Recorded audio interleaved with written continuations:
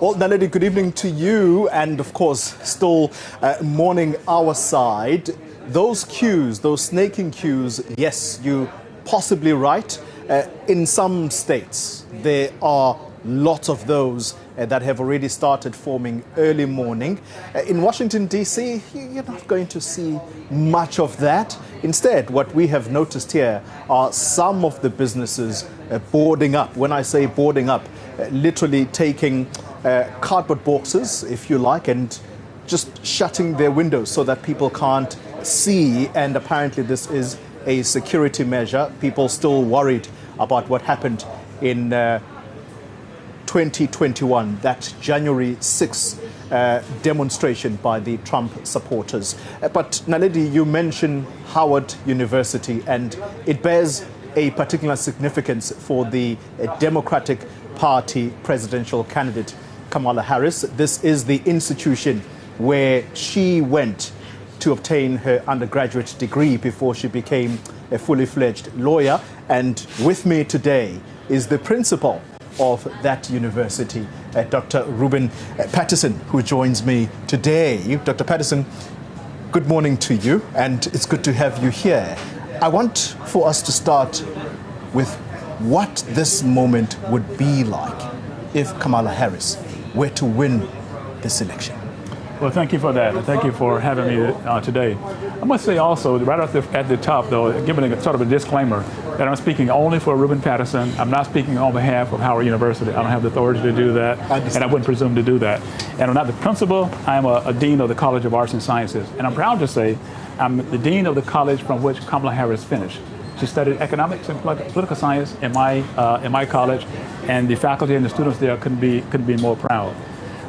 It would mean a lot. It would mean a lot that she has gotten this far. Yeah. The first female vice president of the United States is Kamala Harris, of course, and then also the first head of a major major party ticket for president, being a product of Howard University, and then now being on the cusp of potentially being the first female president, the second black president of the United States. Obviously, as you can imagine, it means a lot. Talk to us about the lead up to this day, Dr. Patterson. There has been lots that's been said about the African American vote moving gradually away from her. Do you agree with that sentiment? And what are some of the reasons, if indeed you do agree, that this community has shifted away from someone who is seen as a black person? Yeah, so, I have two thoughts there. One thought is that we've heard this before. Back in 2008, there was a lot of conversation around Barack Obama cannot get the black vote. People were saying that he was not black enough, and the black people wouldn't turn out. And they had some polls showing that the black vote would be soft. And you saw it was just the opposite. And then black turnout was right there with whites, if not even slightly higher, than white people in 2008. And they voted overwhelmingly for Barack Obama. I think we could be seeing a version of some of that also with Kamala Harris. That's one thought. A second thought is that we are on the probably at the start of a sort of a political realignment racially and certainly in terms of socioeconomic status. It used to be in the past that people with college education, by and large, voted Republican, but now there's a switch over to a realignment for Democrats. So there could be some of that taking place also along racial lines, but on a much smaller degree. Something significant is going to happen later today, at around 4 o'clock to be exact, at your very institution. Kamala Harris is going to descend there. What is she going to do exactly at Howard University? Yeah, well, as you know, we have this tradition in the United States, I don't know if this exists in South Africa, that what they call the election night party, where the candidate would arrive at a location with their major campaign leaders and their diehard supporters who have knocked on thousands of doors all around the country are there together. This is the first time that maybe in the history of the U.S. that an election night watch party is taking place at a university. And Kamala Harris elected to have it at the alma mater, because she has two alma maters, Howard University and University of California at San Francisco, where she finished law school. Yeah. But Howard University is the one that you hear her talking the most about. And so she wants to have that watch party there at Howard.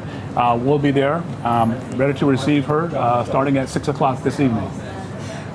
It's a watch party. Yes. Why would she want to do that to herself at a time when we are told that the result will probably take a few days because of just how close this election is to call, therefore suggesting that it may take a few days?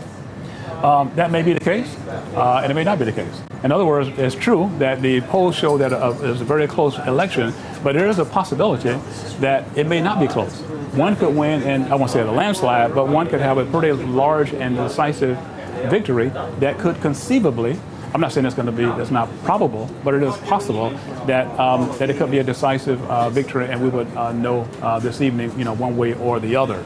I think, it is that, but again, it's like, who wants to break that tradition? You always have a watch party. You're celebrating your supporters also. You're thanking them for what they've done. And so you're spending this time and having this fellowship together. And I think that's what it is all about as well.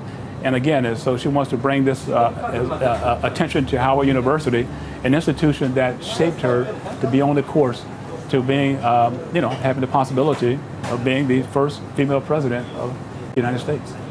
Thank you very much for your time, Dr. Rubin Patterson, the Dean of Howard University, particularly the Faculty of Sciences. And that's the early beginnings of Kamala Harris, the shaping of Kamala Harris. And yeah, you have it now. The Democratic presidential candidate is going to be having a watch party tonight at Howard University.